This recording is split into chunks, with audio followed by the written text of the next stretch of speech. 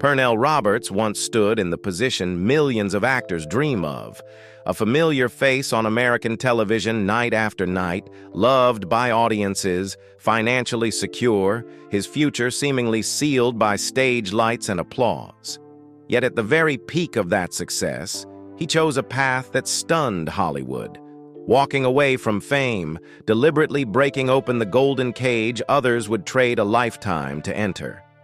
Few people realized that behind the image of the calm, masculine, and principled man lived a deeply conflicted inner world. Pernell Roberts was not an artist who compromised easily. He carried a difficult contradiction. Talented enough to shine, yet unable to endure repetition. Longing for recognition, yet resenting the feeling of being turned into a product. When television gave him fame, it also took away what he valued most, the right to choose and the depth of his craft. Leaving the peak did not bring the freedom he imagined. Instead came long years of struggle, roles few people remember, and stretches of silence so prolonged they became painful. His former fame turned into a shadow pressing down on him, while his personal principles were constantly tested. Pernell Roberts paid for his honesty with loneliness, doubt, and the feeling of being passed over by history. This is not the story of a forgotten star. It is the journey of a man who dared to refuse the easier road, and then had to live his entire life with the consequences of that choice. So was integrity enough to redeem an artist once the lights had gone out? The first sound that shaped Pernell Roberts was not applause, but the ringing of brass in small halls and local churches across the American South. A boy born in the late 1920s stood in an ensemble, holding a horn and a tuba, learning to hold his breath longer than comfort allowed, learning to wait for the right moment before making a sound. There were no grand lights, only wooden pews, the smell of old paint, the soft scrape of chairs on the floor, and a silent count in his head to enter at the right place. From very early on, music taught Pernell that presence did not need to be loud to matter. What mattered was keeping the whole group from slipping out of rhythm. School performances, church recitals, and local USO programs did not bring fame. They built habits. The habit of standing before a crowd as part of a formation, listening to others before listening to himself, and placing his breath precisely so the musical phrase would not break. The boy grew used to waiting, used to holding, used to doing his part so the whole could function smoothly. Artistic labor first appeared as steady repetition, where the quality of a performance was determined by very small things. His family belonged to the working middle class. His father was a Dr. Pepper salesman, tied to roads, schedules, and routes. Every trip, every return home followed a set rhythm. In that house, discipline showed up in meals on time, in preparing belongings before leaving, in the sense that each person had to carry their share. For a child born in 1928, order and responsibility were not concepts. They were the air of daily life. After high school, Pernell joined the Marine Corps. He entered a familiar structure where everything was organized through lines, short commands, and tight schedules. In the Marine Corps band, he stood in formation among the brass and percussion. The tuba weighed on his shoulder. His breath had to be deep and steady. Each piece was rehearsed until every breath mark, every entrance and exit became a bodily reflex. Mornings began early. Rows were straight, the count was clear. Pernell listened to the collective tempo, then adjusted his part to fit.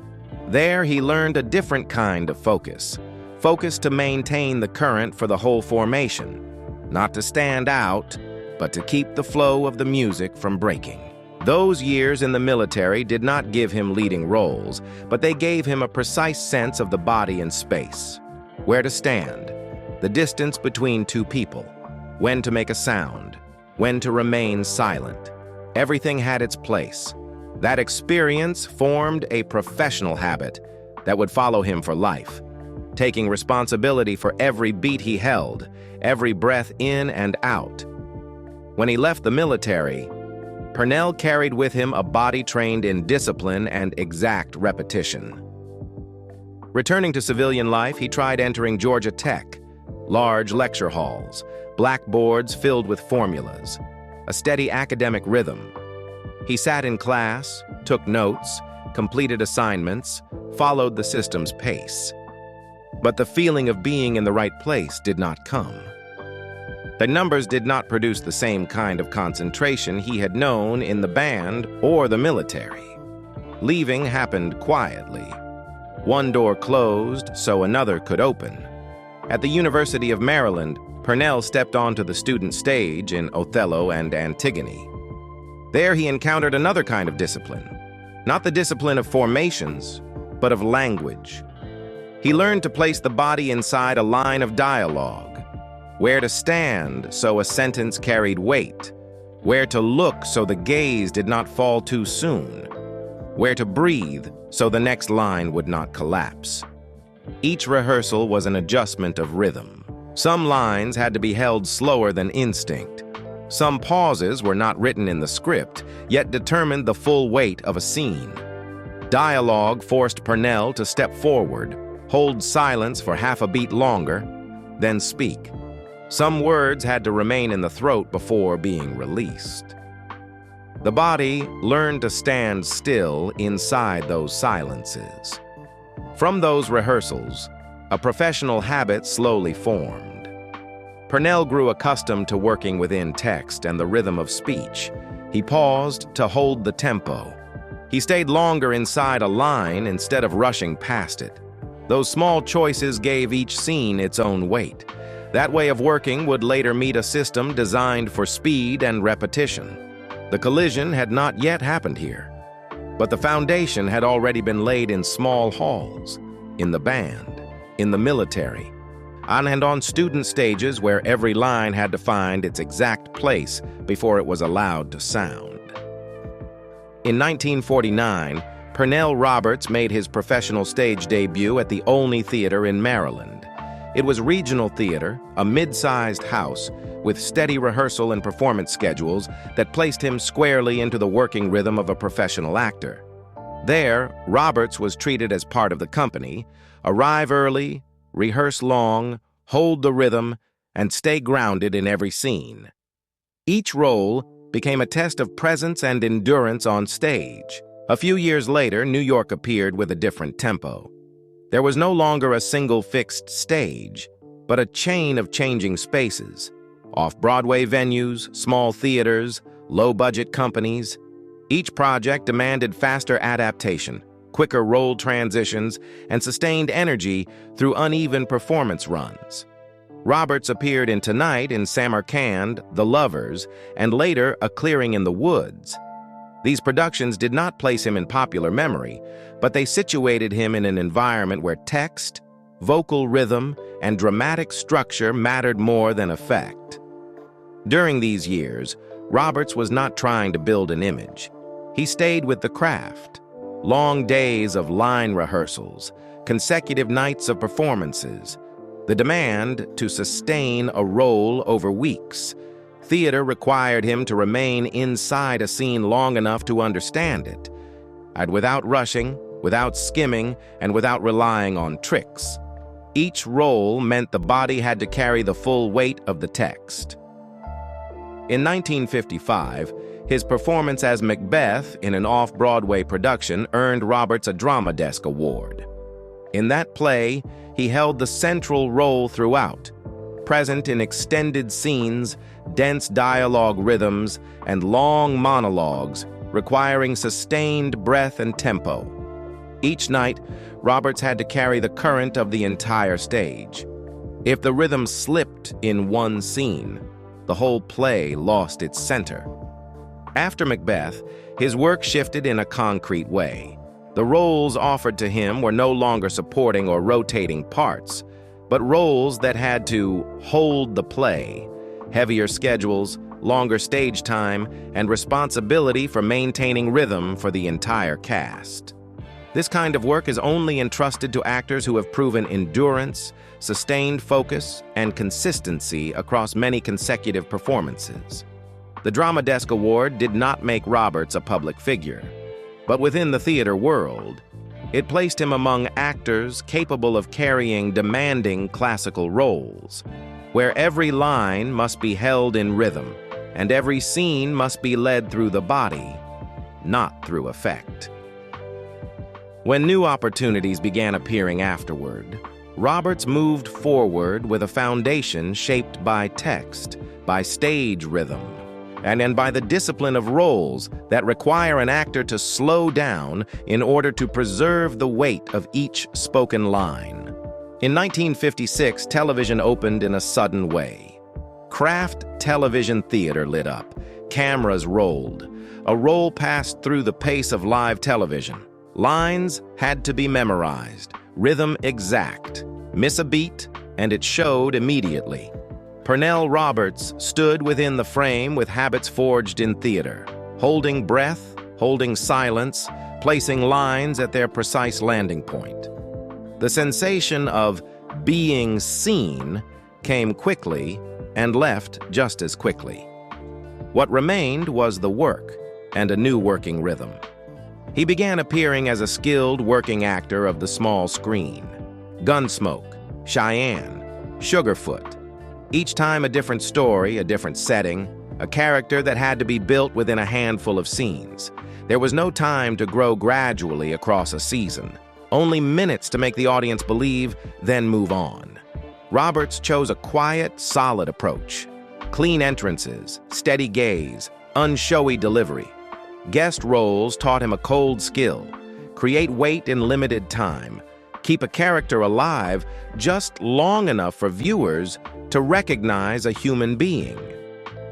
In 1957, a contract with Columbia Pictures pulled him into the rhythm of film sets. Here, scenes were broken apart. Sequence was rearranged. An emotion had to be recalled repeatedly at the same intensity and openness. Roberts was used to holding a play on stage, and the film set required him to hold fragments.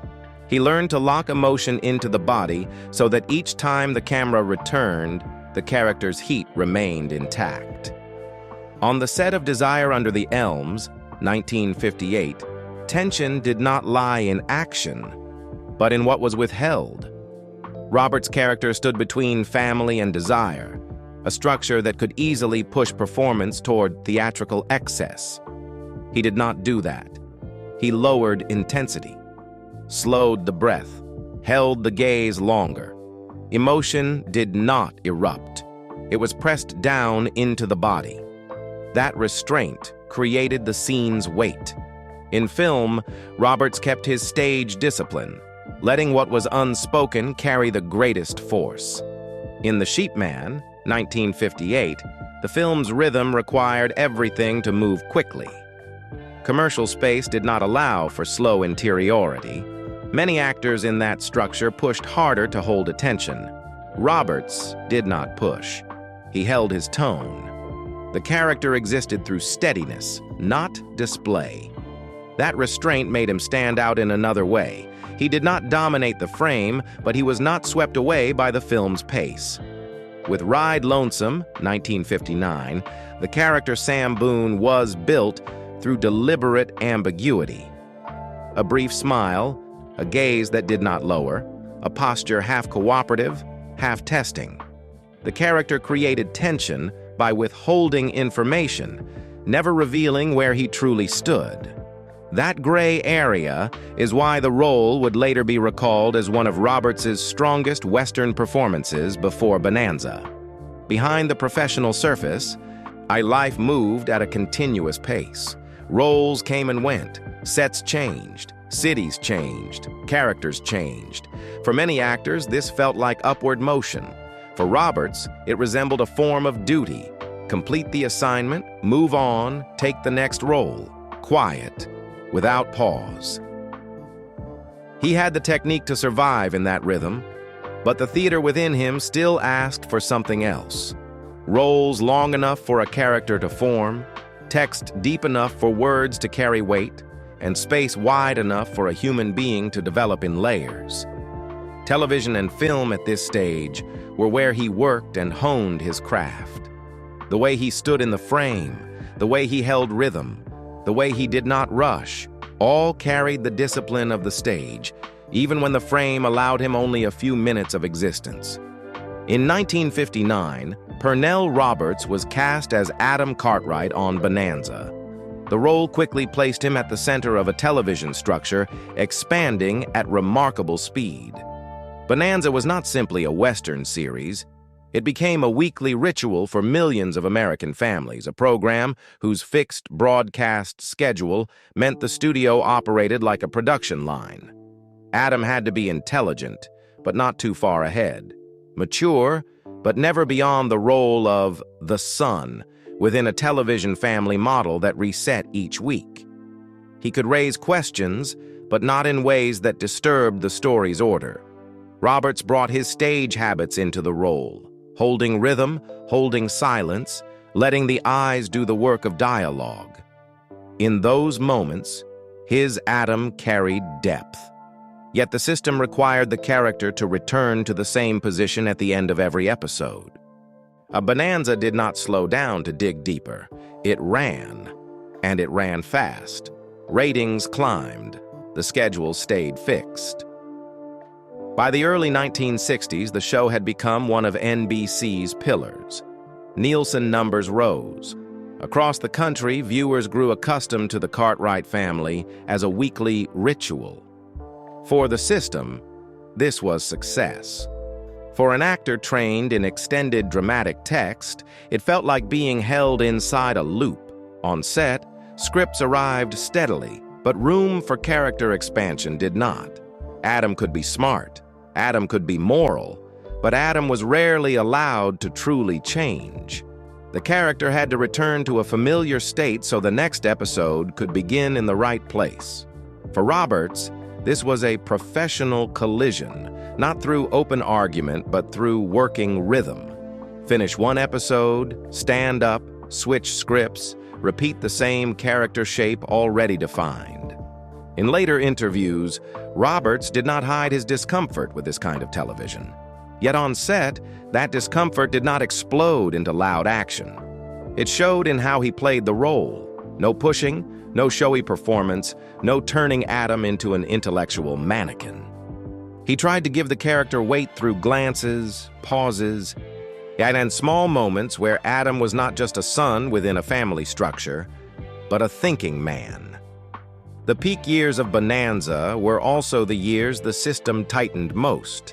In 1963 to 64, the show ranked number 2 nationwide. In 1964 to 65, it rose to number 1 in Nielsen ratings. On paper, this was the summit. On set, it meant fewer risks, fewer changes, and more pressure to keep everything within the established mold. For Roberts, the greater the success, the narrower the space for character growth. At the same time, the world outside the frame was changing. The civil rights movement spread. Questions of race, representation, and justice moved into daily life. Television, in many cases, chose to sidestep them.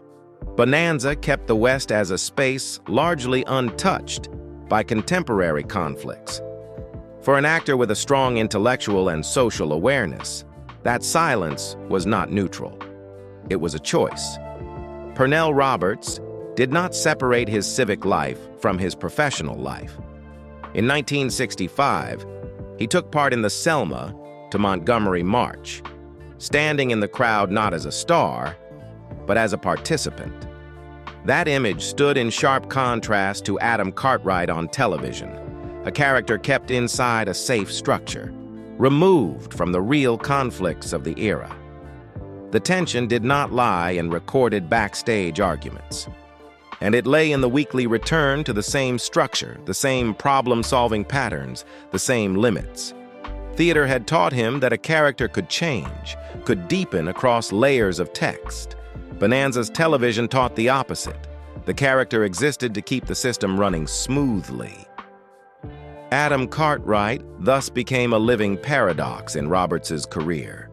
It was the role that brought his greatest fame, and the role that held him in a shape he increasingly found constricting. There was no immediate explosion, no impulsive decision, only an accumulating feeling as each new script arrived, each episode began, and each time the character was placed back at the same starting point. A new script would land on the table. Roberts would turn to Adam's pages. The lines grew shorter. A situation resolved in a few exchanges. He would fold the page, pencil resting at the margin, as if seeing another boundary drawn around the character. He stood between two logics, carrying stage discipline into a system not built to receive it. By the mid-1960s, Bonanza was no longer just a television series. Dense shooting schedules, fixed primetime slots, familiar characters, and a narrative rhythm proven to hold tens of millions of viewers each week. Within that structure, Pernell Roberts was not only a lead actor, he was part of the operating rhythm, a face guaranteeing continuity. In later seasons, change came not as a single decision, but through repeated small details. A script on the table, Roberts flipping pages, and stopping at Adam's scenes. The character no longer placed in extended moral conflicts, instead short functional scenes, Adam appearing to complete a situation, to move another character's story forward, then stepping out of the frame. In one episode, Adam might be given a simple task: deliver news, explain something, or stand beside another to react. No longer long passages where the character carried the weight of a moral choice. No longer moments where Adam held the gravity of decision. Roberts recognized this was not accidental. It was the gradual lightening of the character to fit a storytelling rhythm that prioritized speed and familiarity. Script readings thus became uncomfortable in a very specific way, not because Adam disappeared, but because Adam remained in a thinner, more usable form. The character existed, but was no longer allowed to be heavy. And in those pages, Roberts began to feel clearly the distance between what he wanted to do with Adam and what the show required from Adam. For an actor trained in classical drama, where each role is a complex linguistic and psychological structure, that repetition was not simply boring. It was the feeling of being trapped inside a form no longer allowed to develop. Roberts did not respond with loud declarations. No scandal, no public confrontation. The conflict unfolded slowly and quietly. In backstage conversations, he expressed dissatisfaction with the character's direction. Proposals for adjustment did not produce real change. The system had grown too large to bend to one individual's needs, even when that individual was one of its central faces. When Bonanza rose to the #1 position in America, the paradox became sharper than ever. Success reached its peak at the very moment Roberts felt the gap widening between his professional self and his public image. At that point, leaving a hit series was not merely a personal decision. It meant stepping outside the safe rhythm of television, where steady visibility mattered almost as much as talent. There was no formal announcement, no date circled on a calendar, only script readings that lasted a few minutes longer, pages folded more slowly, and a sense that this time he would not open the next episode out of habit. It felt like a decision prepared in silence. An acceptance of losing the center in order to keep a sense of professional autonomy. For Roberts, staying might have meant continued affection from audiences, but it also meant accepting a professional shape increasingly distant from the values that had formed him on stage and in the military. When he officially left the show in 1965, the reaction from the public and the television industry was not entirely understanding. To many, it was a baffling choice. In the logic of the system, it meant abandoning a dream position. But in Roberts's inner logic, that it was the only way to avoid being frozen in an image he no longer recognized as his own. There was no moment of triumph in that decision, only an opening void where stability disappeared and the road ahead became less certain. The steady shooting schedule was gone. Prime time visibility was gone. A character audiences recognized within seconds was gone. That space did not feel like liberation. It felt like a place where every choice had to be reconsidered from the beginning. Within that space, continuing to stand on stage became a more concrete question. Not simply about lights, but about the possibility of still being challenged, still shifting, still keeping pace with the person he had become. Roberts returned to the stage, not as a retreat, but as a way of preserving the professional identity formed before television. Broadway and regional theaters became places where he could work with text, with the rhythm of dialogue, and with roles not forced to repeat a formula. There, each role demanded a different shape, a different tempo, and a different level of presence, something long-form popular television rarely allowed. Film and television still opened doors to him, but the working rhythm shifted. On stage, Roberts returned to roles demanding real duration and endurance, consecutive nights where a character was allowed to change from performance to performance. There was no prime-time slot to protect. Only text, vocal rhythm, and the body of an actor required to hold steady for an entire play. And the stage re-emerged as familiar ground where he could work slowly, preserve weight in each line, and let a character form over time rather than by episodic formula. Television continued to appear in his schedule, mostly in guest roles. Each time a new setting, a new character built within a handful of short scenes. Roberts entered, created a convincing human presence quickly, then withdrew. No season-long accumulation, only the skill of holding rhythm within limited time, something he had honed from theater and live television. Here, value lay in standing correctly within a brief space, not in holding the frame across episodes. Film followed a similar rhythm. Smaller projects did not place him at the center of posters, but allowed him to maintain his familiar restraint, letting characters exist through what was held back, through glances and pauses rather than climaxes. With each such role, Roberts continued practicing his craft in the way he knew, not letting past images dictate new shapes, but allowing each project to determine its place in his working life. The working rhythm thus became fragmented, but not scattered. A stage play, a television appearance, a small film role, not a sequence to rebuild public image, but a steady stream of labor where value lay in remaining in the profession rather than holding a fixed prime-time position. The work continued, role by role, in a rhythm unstable yet sufficient to keep acting a living practice. In the late 1970s, as an invitation from television brought Pernell Roberts back to a more familiar position. When Trapper John, M.D. aired, he appeared as Trapper John McIntyre, a middle-aged doctor carrying experience, fatigue, and conflicts that could not be resolved within a single episode. This character opened a different acting space, where age, professional wear, and psychological depth became natural parts of the person on screen, allowing Roberts to do what Adam Cartwright rarely could. Let a character change, accumulate, and continue living with unanswered questions. The role did not arrive as a staged comeback. It came on an ordinary morning when the week's shooting schedule was distributed. Thin pages, dense type, call times, scene numbers, page counts.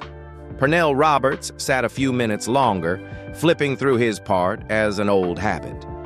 No applause lines. Instead, short exchanges within the hospital rhythm.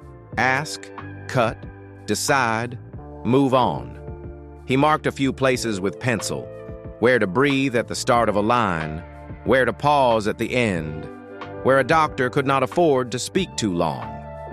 On set, the atmosphere differed completely from the west of Bonanza.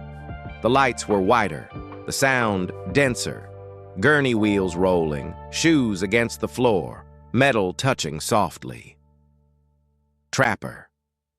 John entered the frame, not with authority, but with the gait of someone who had worked too long. Shoulders slightly heavy, eyes steady, no need to prove. In some scenes, Roberts simply stood beside a hospital bed, heard a brief report, and answered with one line. But the way he placed that answer, concise, weighted, was enough for viewers to believe this was a man carrying more years than the script could contain in 45 minutes.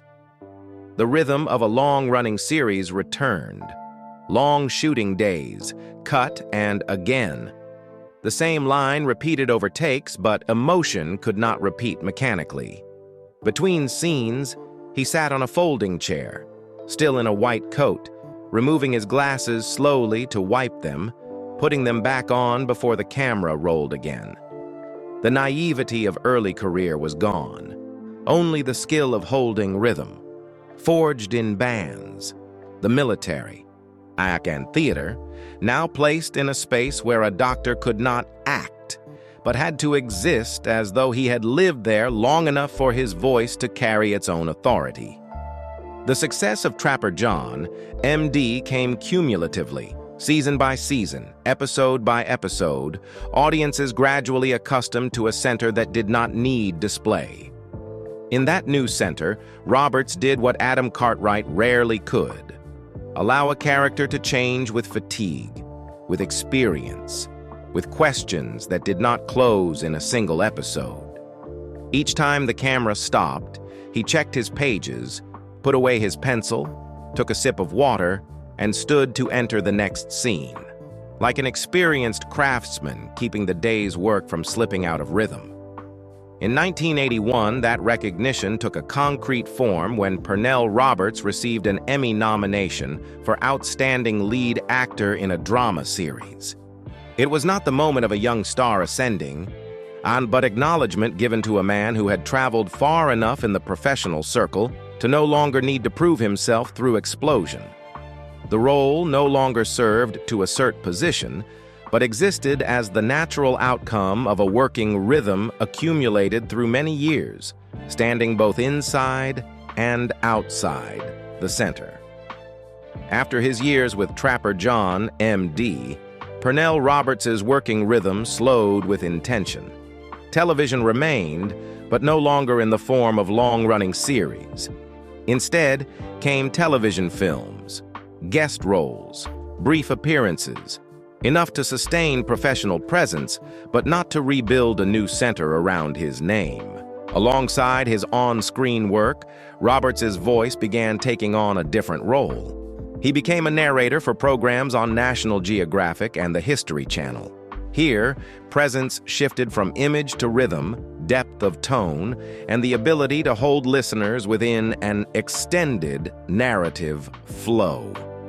It was a form of presence suited to this stage, less display, more depth, where experience and restraint became advantages. In 1991, that stream of work received recognition with a Western Heritage Award for the Young Riders.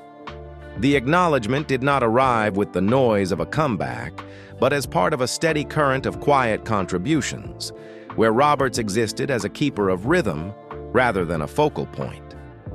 From 1991 to 1993, he served as host for FBI, The Untold Stories.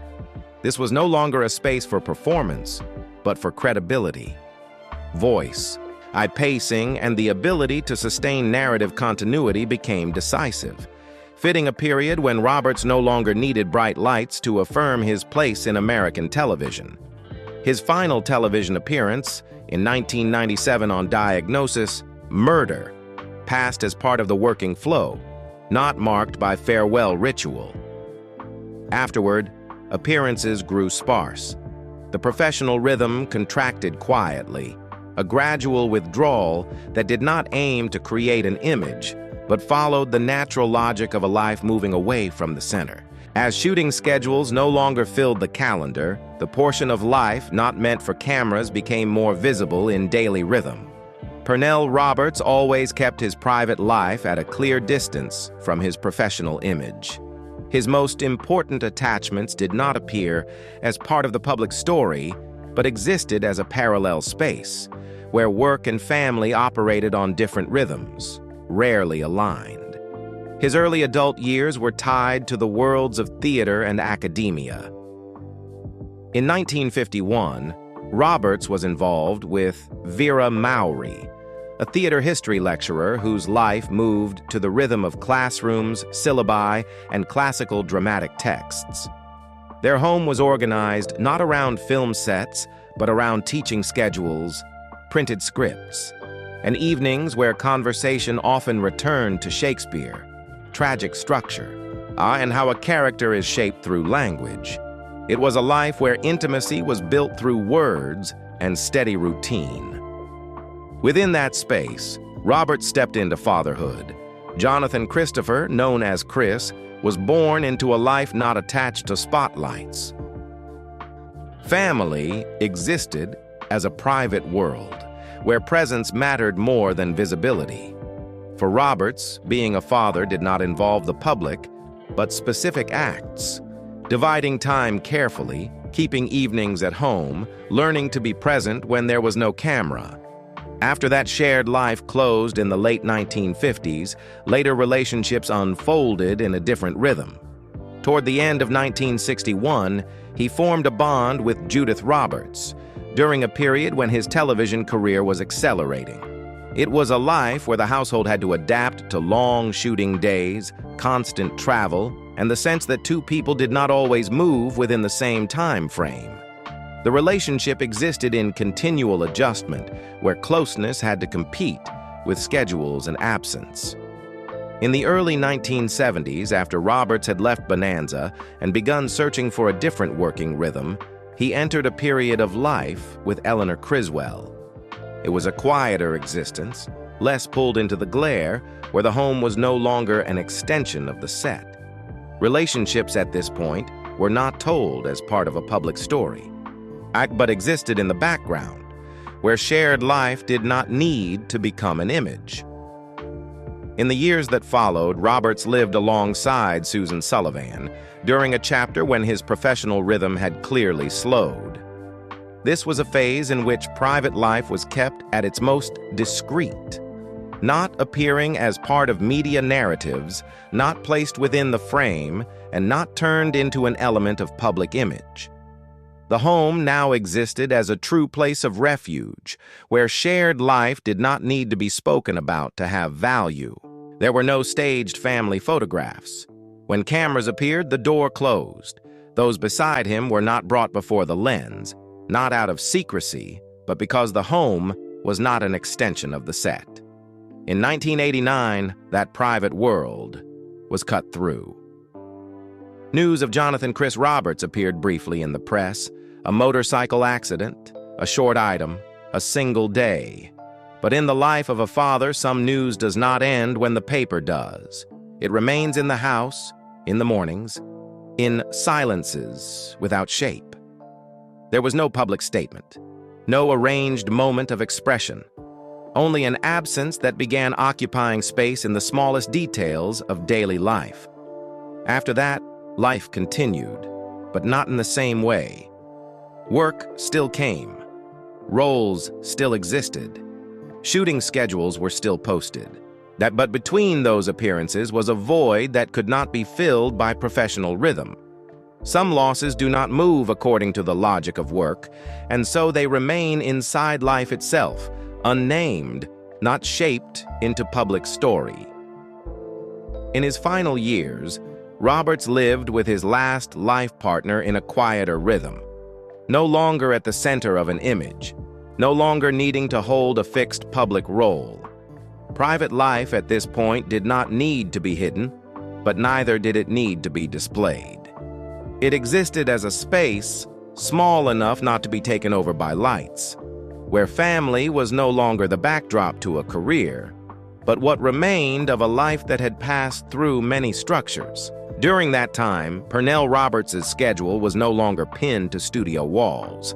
No call sheets, no thick printed pages with scene times. Instead, mornings opened slowly, California sunlight spreading across the porch, and a body that needed a few beats to get moving. He stood still a moment longer before stepping outside, as if to make sure his breath had settled before the day began. Mornings often began the same way. Door open. California light across the porch. He stood a few seconds to loosen the body, then took a short walk around the yard, as if confirming the day was still steady. No shooting schedule, no call time, only a personal rhythm, slow and even. Some afternoons, a cable channel in the house would be running a rerun of Bonanza. The theme music would sound like a memory already prepared. He did not switch it off immediately.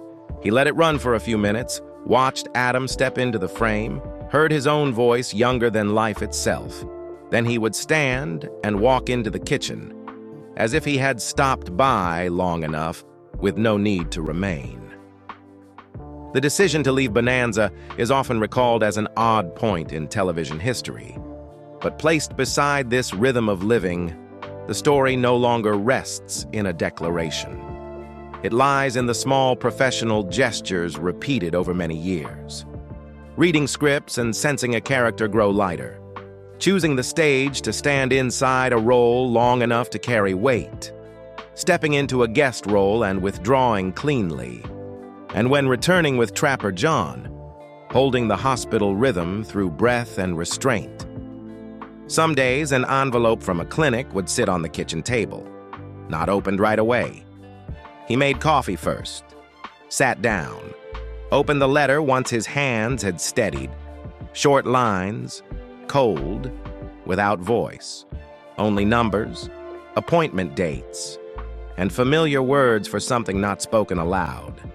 He folded the paper, set it down, then stood as if there were still some small task to finish in the house before going out.